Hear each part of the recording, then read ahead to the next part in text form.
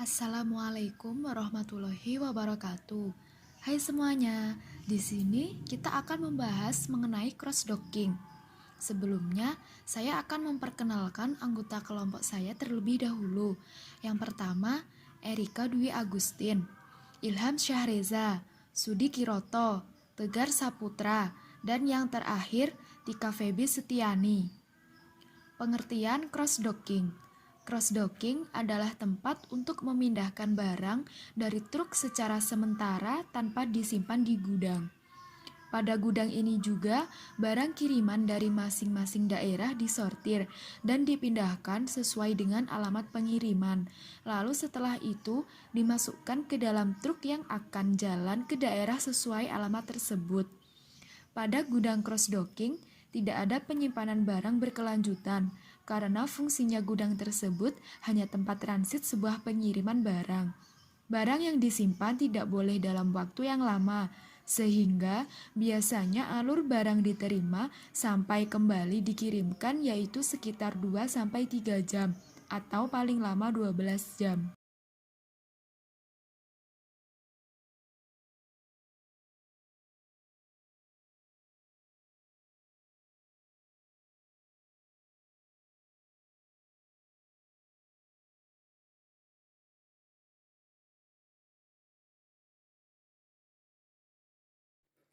Baik, di sini sekarang kita bicara tentang apa saja sih kelebihan dari cross-docking itu sendiri. Jadi, kelebihan cross-docking itu ada 6. Yang pertama, penanganan material yang mudah. Yang kedua, mengurangi sewa gudang atau biaya properti. Ketiga, mengurangi biaya staf. Keempat, produk sampai di jalan lebih cepat. Kelima, mengurangi biaya transportasi dan bahan bakar. Dan yang terakhir atau keenam, menangani penanganan produk.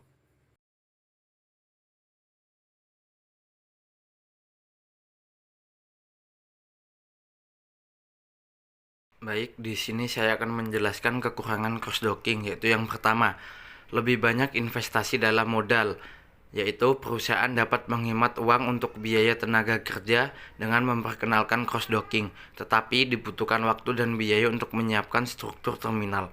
Untuk membuat transfer barang bekerja dengan lancar, sistem harus dibangun dengan cara tertentu. Yang kedua, penyediaan kepercayaan. Penyediaan kepercayaan yaitu diperlukan pemasok yang handal dan terpercaya untuk memfasilitasi praktek cross-docking secara efektif. Operasi ini membutuhkan pengiriman yang akurat dan tepat waktu dari pemasok untuk memastikan barang dapat dikirim dengan tepat waktu ke pelanggan.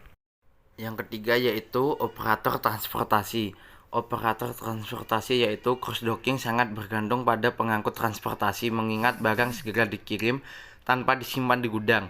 Hal ini menyebabkan kebutuhan akan jumlah operator pengangkut lebih banyak untuk mencukupi kebutuhan agar dapat memastikan kelancaran proses cross-docking.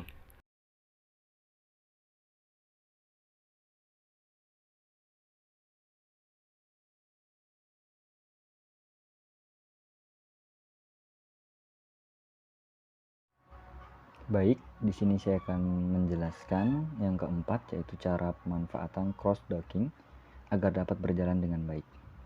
Yang pertama, yaitu barang diterima sesuai dengan barang yang akan dikirim. Yang dimana jika seluruh barang yang diterima gudang merupakan barang yang akan dikirimkan.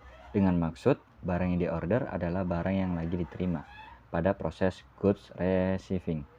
Maka, ini adalah kondisi ideal untuk melakukan cross-docking. Yang kedua, yaitu tersedia lokasi yang memadai, yang dimana lokasi ini digunakan untuk membongkar barang terlebih dahulu dari gudang, barang yang akan dinaikkan langsung ke truk keberangkatan. Ditinggalkan dan sisanya disimpan ke lokasi rak. Dengan cara ini, maka gudang setidaknya sudah menghemat sebagian aktivitas dalam gudang, seperti proses picking yang tidak dilakukannya.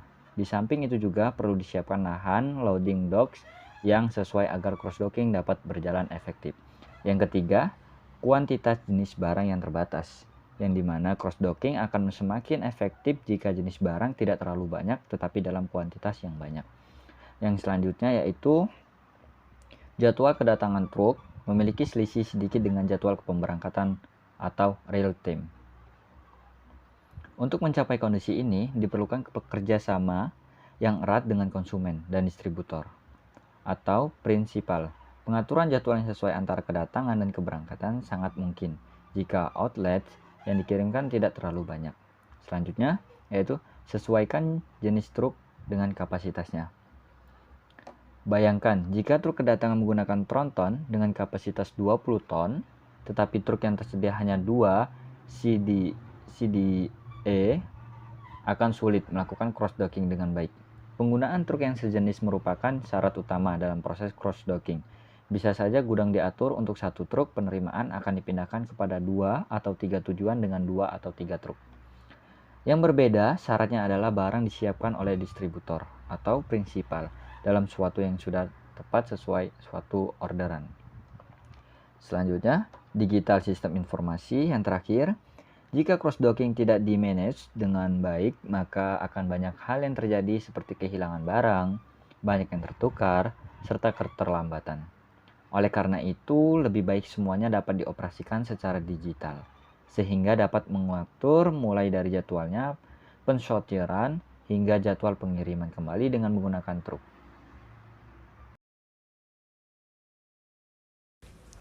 Baik, di sini saya akan menjelaskan jenis-jenis cross-docking. Yang pertama, transportation cross-docking. Ini merupakan teknik cross-docking di mana sejumlah muatan pengiriman yang lebih kecil dikombinasikan menjadi satu muatan besar sehingga bisa lebih efisien. Yang kedua, ada manufacturing cross-docking. Ini merupakan proses penerimaan produk masuk dan produk yang telah dibeli untuk keperluan manufaktur. Yang ketiga, ada retail cross-docking.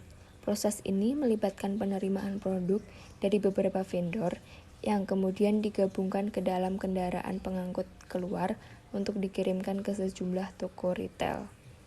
Yang keempat, ada distributor cross-docking. Kombinasi dari berbagai produk berbeda yang kemudian dijadikan satu pengiriman ke pelanggan. Yang kelima, ada opportunity cross-docking. Proses pemindahan produk secara langsung dari dok pengiriman masuk ke dok pengiriman keluar untuk memenuhi permintaan.